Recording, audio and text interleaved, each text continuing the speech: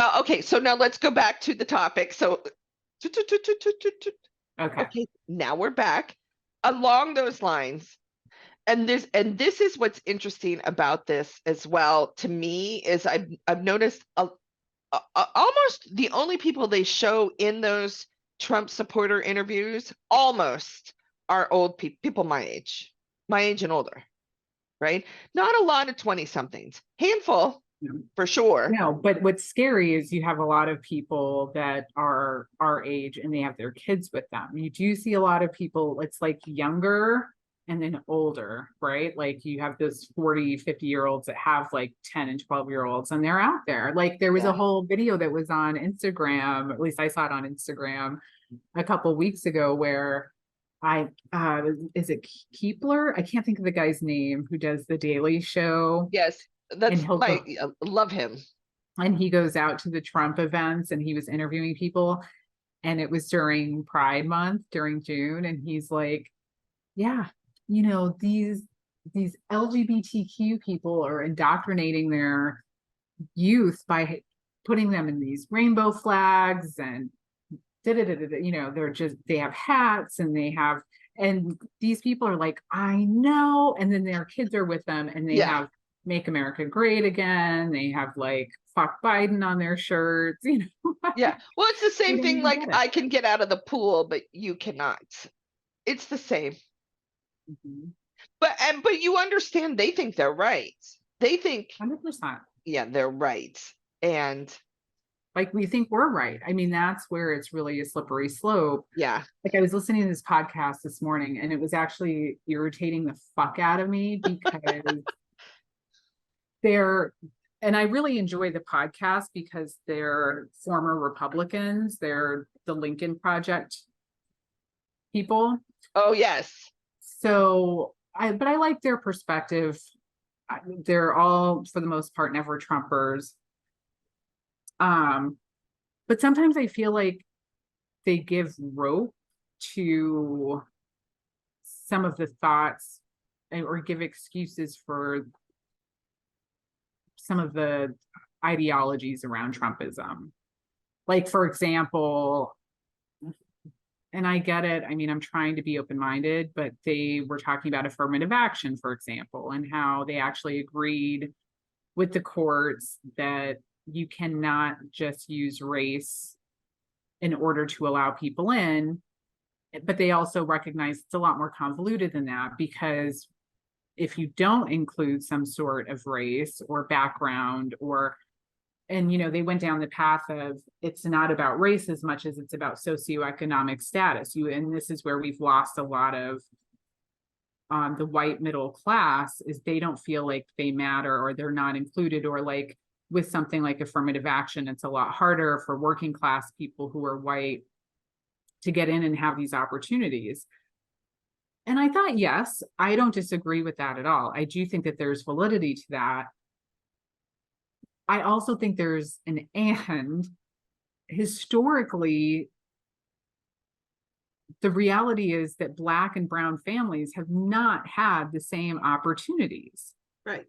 And if these schools are allowed to make these decisions, not to mention the fact that they are still allowing legacy people in. So if your grandfather went and your uncle or whoever, they're allowed in. And I also felt like they were giving an out for the people that are white or middle class to feel the way that they do. But I also was like, it's so much more complicated. It's not, I don't want to ever, it's like, you want to acknowledge how people are feeling, but I think it's a slippery slope in terms of being like, and it's okay that you're a Trumper who is racist and misogynistic and hates women and brown and Black people. Like, no, it's like, what do you mean? We should be able to acknowledge it that people feel forgotten or lost, but it's like, hey, brown and Black people have been forgotten and left out of the equation up until maybe the last 30 years, 40 years.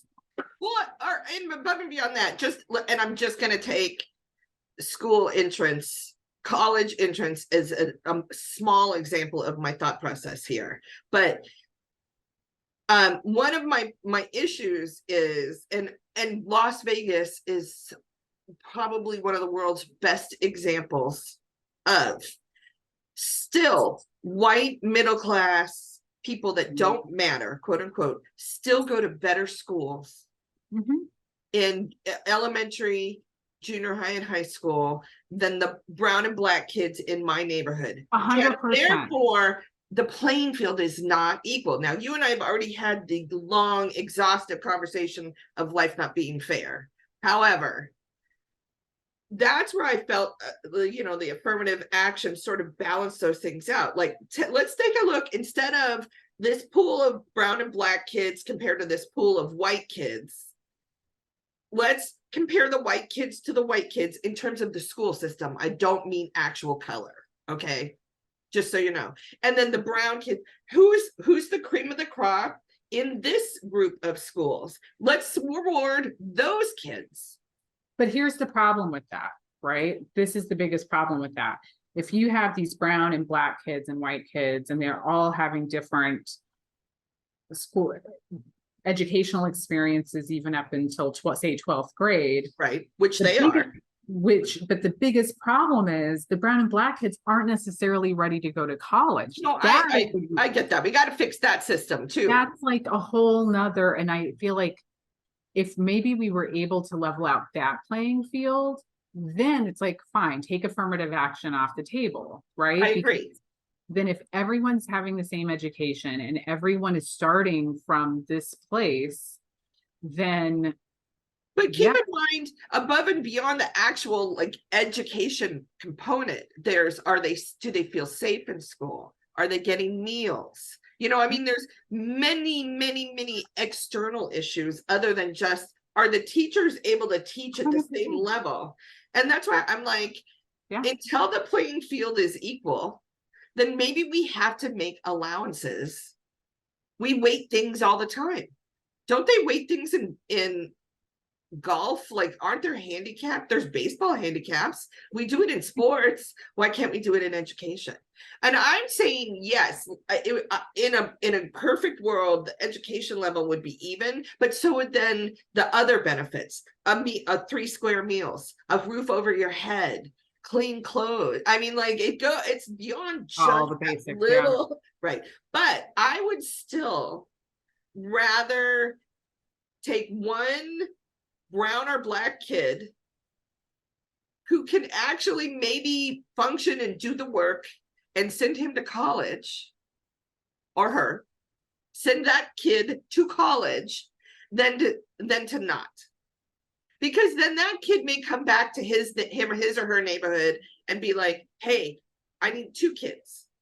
Well, and you know what the crazy part is too, there was a woman I heard interviewed who just wrote a book, and it's all about how if you are a first generation, and I fall into this boat, if you're a first generation college graduate, that there are so many other variables that you're dealing with.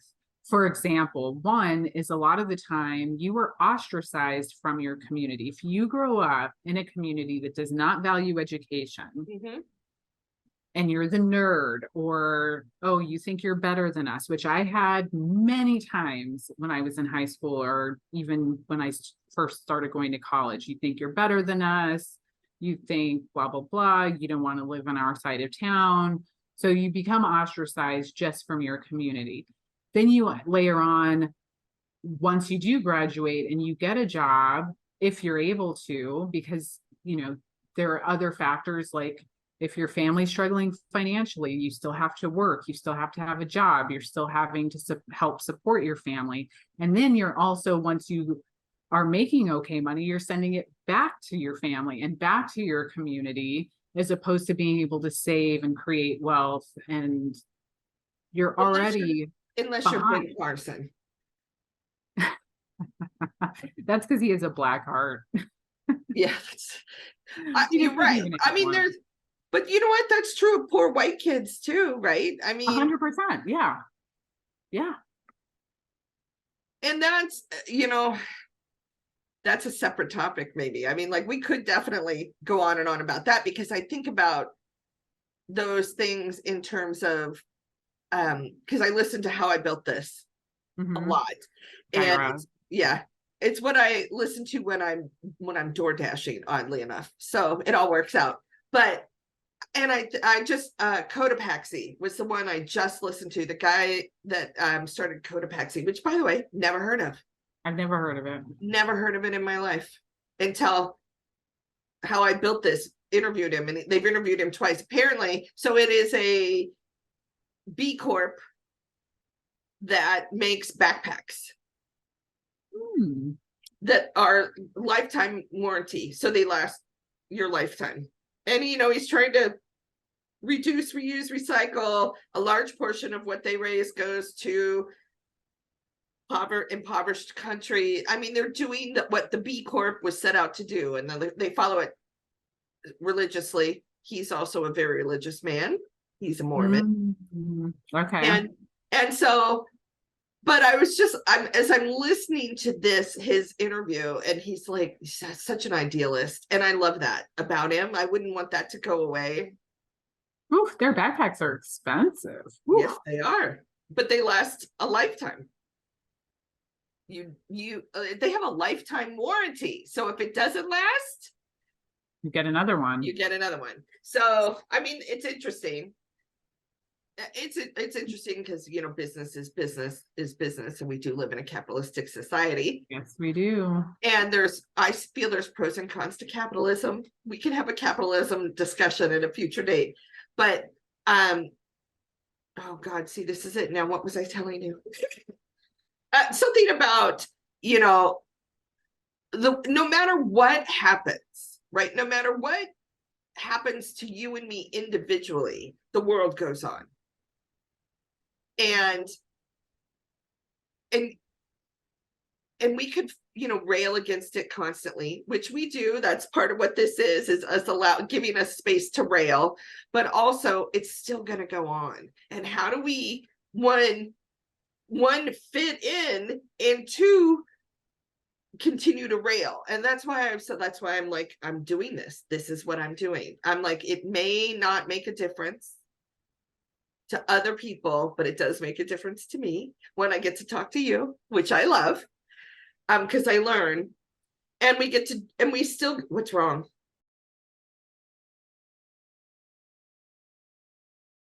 She knows. She keeps me on my toes. Anyways, all right, let's go. We're done with the aging topic. I think we may have to change our whole philosophy, in which literally we'll just do 20-minute conversations, and whatever we talk about is what we talk about. I'm almost, you know what? The great thing, this is what I think about all the time, is I don't have the magic formula. Like, I don't know what the exact answer is. And therefore, I'm always open to what the right answer might be. Always.